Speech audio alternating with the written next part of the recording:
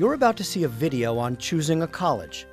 This is a big step for us because this piece is not aired anywhere else, not on PBS or the Independent Film Channel, two of our regular outlets. It's our way of recognizing that the world of communications is changing, and we expect to produce a lot more original material to send to you directly so you may watch it whenever and wherever you want. College Rankings is produced by our two newest employees, Christine Umali and Jane Renaud, both recent college graduates. Right now, millions of high school seniors are deciding which college to attend now that they've been accepted by more than one of the dozen or so they've applied to. Making that decision often means turning to college ranking guides. The most popular and influential of all is this one, published every year by U.S. News and World Report. There have been many other precursors. What I don't think there was until we came along was a really, I'll say this immodestly, but very high quality, systematic effort to gather lots of data from all the colleges, all the four-year colleges in the country. Ben Wildowski oversees the production of the College Rankings issue, which includes over 1,400 colleges and universities. Some of the factors U.S. News takes into consideration are graduation rates, retention rates, class size, alumni giving, and test scores. We look at the SAT scores of the kids coming into a college, and we come up with a projection of what you would anticipate the graduation rate would be given those stats. So that's an effort to get at some measure of how successful the college is in its mission. Now, it's true, nobody really has come up with a successful measure of what students are actually learning in the classroom. Wildowski argues that U.S. News' system, while not foolproof, is comprehensive and thorough. But some critics say it relies too heavily on just one number. You can replicate the U.S. News rankings by knowing one number, and that's SAT scores. George Koo is the director of the National Survey of Student Engagement, NSSE, his own rating system, which depends on data collected from student questionnaires. U.S. News doesn't really tell you anything about the student experience. It tells you what a place has and who they attract or select or admit. It tells you essentially how selective the institution is. We measure are students getting through a school, are students well qualified coming in, or how well qualified are they coming in? We're looking at, are they satisfied with their experience as measured by the alumni giving rate? We're looking at things like class size. Critics claim these measures work in favor of schools like Amherst, an elite liberal arts college in Massachusetts that consistently places in the top 3 of the U.S. News and World Report rankings. Being at the top of the rankings is very useful to us. It's a very powerful tool of outreach, and we're happy with that as long as it doesn't lead us to make decisions that would be irresponsible to ensure that we could stay at the top of the rankings. Our standards are and must be high. Anthony Marks has been president of Amherst College for 3 years. It signifies a power... Competition amongst universities and colleges that leads us to spend money on jacuzzis and rock walls in order to attract students is a form of competition that's driving us in the wrong direction. We should be competing on academic standards. We should be competing on access to students who can meet those standards but come from backgrounds or financial backgrounds that haven't been well represented at institutions like this. We need the rankings to drive us to competition in the right direction.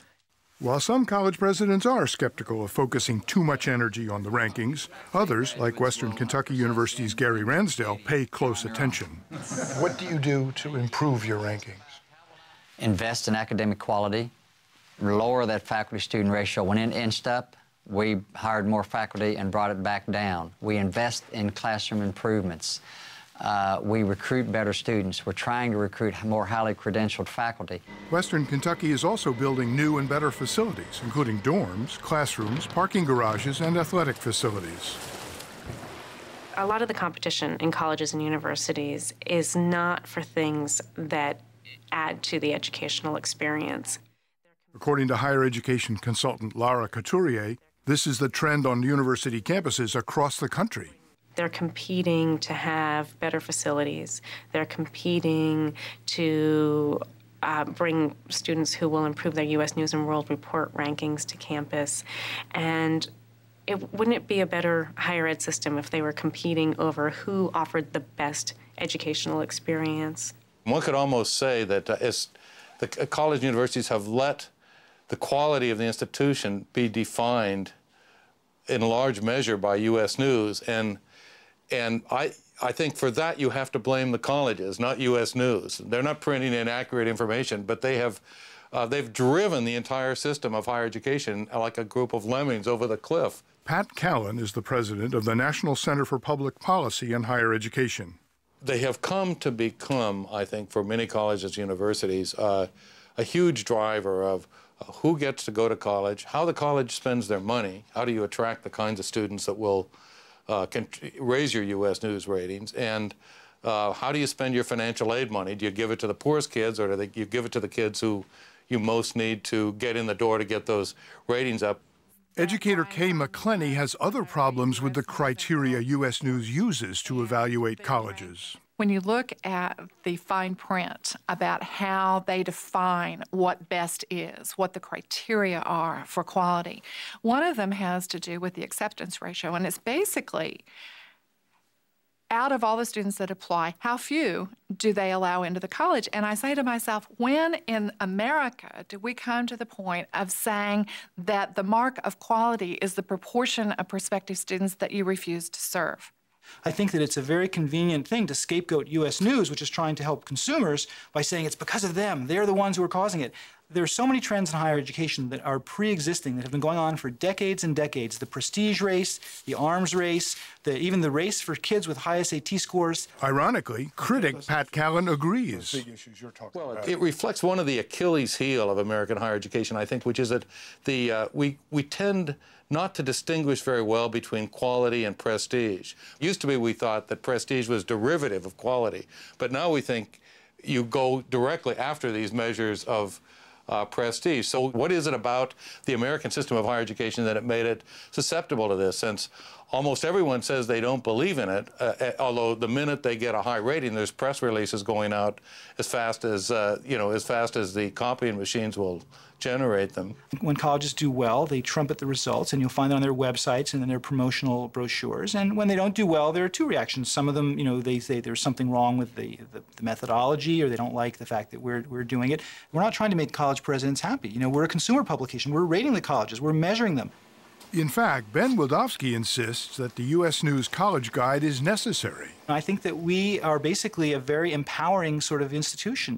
The kid in El Paso who maybe doesn't have a very good high school counseling, because, as you know, the student-to-counselor ratios at many public schools, 500 to 1, 700 to 1.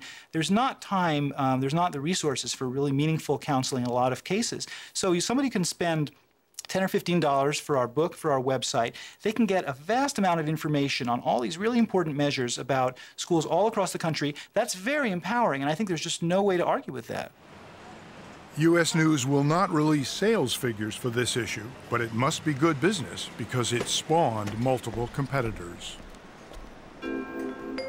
College Rankings, a podcast exclusive, was produced by Jane Renaud and Christine Umali.